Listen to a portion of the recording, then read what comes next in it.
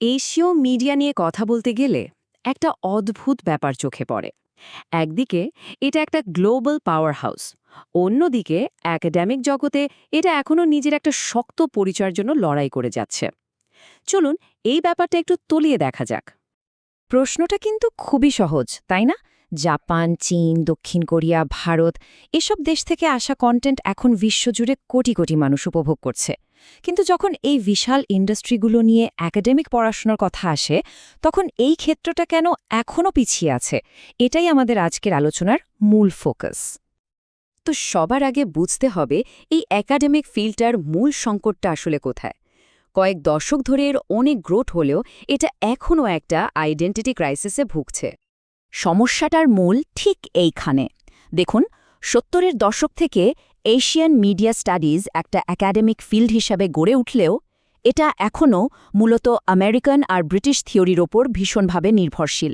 আর এর ফলেই এটা ঠিক নিজের পায়ে দাঁড়াতে পারেনি বা আন্তর্জাতিক মহলে নিজের একটা আলাদা পরিচয় তৈরি করতে পারেনি। এই যে একটা নির্ভরতা, এর শেকড়টা কোথায়, এটা বুঝতে হলে আমাদের একটু ইতিহাসে ফিরে যেতে হবে। দেখতে হবে কিভাবে একদম শুরু থেকেই এই ধারাটা তৈরি হয়ে গিয়েছিল। এই টাইমলাইনটা পুরো জর্নিটা খুব সুন্দরভাবে দেখাচ্ছে। দেখুন, ৭০-এর দশকে যখন এই ফিল্ডটার জন্ম হচ্ছে, তখন এর মূল উদ্দেশ্য ছিল একদম অন্য।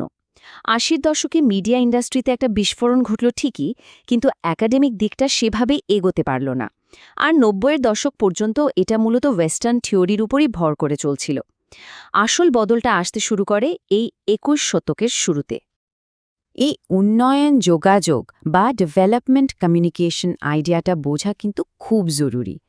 এর মূল লক্ষ্য ছিল মিডিয়াকে একটা টুল বা হাতিয়ার হিসেবে ব্যবহার করা, যার মাধ্যমে দেশের আর্থ-সামাজিক উন্নয়ন হবে। যেমন ধরুন, গ্রামের উন্নয়ন, কৃষি বা শিক্ষার প্রচার। মিডিয়া সমাজে কী প্রভাব ফেলছে বা কিভাবে কাজ করছে সেটা নিয়ে গবেষণা করা এর মূল উদ্দেশ্য ছিল না। আর স্লাইডটা দেখুন, দুইটা অঞ্চলের মধ্যে চিন্তাভাবনার পার্থক্যটা কি এনর্ম, মানে আকাশ পাতাল তফাত। পশ্চিমে যেখানে মিডিয়াকে দেখা হতো গণতন্ত্রের একটা পিলার হিসেবে, সেখানে ৭০-এর দশকে অনেক এশীয় সরকার মিডিয়াকে দেখত একটা বিপজ্জনক অস্ত্র হিসেবে। তাদের ভয় ছিল যে মিডিয়ার অবাধ ব্যবহার হয়তো দেশের উন্নয়ন আর একতাকে নষ্ট করে দিতে পারে। তো এই যে ভিন্ন দৃষ্টিভঙ্গি, এর কারণেই এশিয়ান মিডিয়া স্টাডিজকে আন্তর্জাতিক স্বীকৃতি পেতে অনেক বাধার মুখে পড়তে হয়েছে। যেমন ধরুন, ভাষার বাধাটা ছিল একটা বিরাট সমস্যা। অনেক ট্যালেন্টেড এশীয় গবেষক ইংরেজিতে সাবলীল না হওয়ায় তাদের কাজগুলো আন্তর্জাতিক জার্নালে ছাপাতে পারতেন না। এর সাথে তো রিসোর্সের অভাব আর ব্রেন ড্রেন তো ছিলই, যেখানে সেরা স্কলাররা আরও ভালো সুযোগের জন্য পশ্চিমে চলে যেতেন। আচ্ছা, একাডেমিক জগতের ধীর গতির কথা তো অনেক হলো। চলুন এবার একটু মোড় ঘোরানো যাক, নজর ফেরাই মিডিয়া ইন্ডাস্ট্রির দিকে, যেখানে তখন রীতিমতো একটা বিপ্লব ঘটে যাচ্ছিল। ব্যাপারটা খুবই মজার। একদিকে একাডেমিক ফিল্ডটা নিজের পরিচয়ের জন্য ঢুকছে, আর অন্যদিকে যে ইন্ডাস্ট্রি নিয়ে তার গবেষণা করার কথা, সেখানে চলছে এক অবিশ্বাস্য উত্থান। এই ইন্ডাস্ট্রির গ্রোথ ছিল আসলে অভাবনীয়। শুধু এই সংখ্যাটার দিকে একবার তাকান, ৫৩৮ মিলিয়ন। ভাবা যায়? ২০১২ সালেই চীনের ইন্টারনেট ব্যবহারকারীর সংখ্যা ছিল এটা, মানে আমেরিকার মোট ইউজারের দ্বিগুণেরও বেশি। এই একটা তথ্যই এশিয়ার মিডিয়া রূপান্তরের বিশালতা বোঝানোর জন্য যথেষ্ট। আর শুধু যে ব্যবহারকারী বাড়ছিল তা কিন্তু নয়, টাকার অঙ্কেও এই বৃদ্ধিটা ছিল চোখে পড়ার মতো।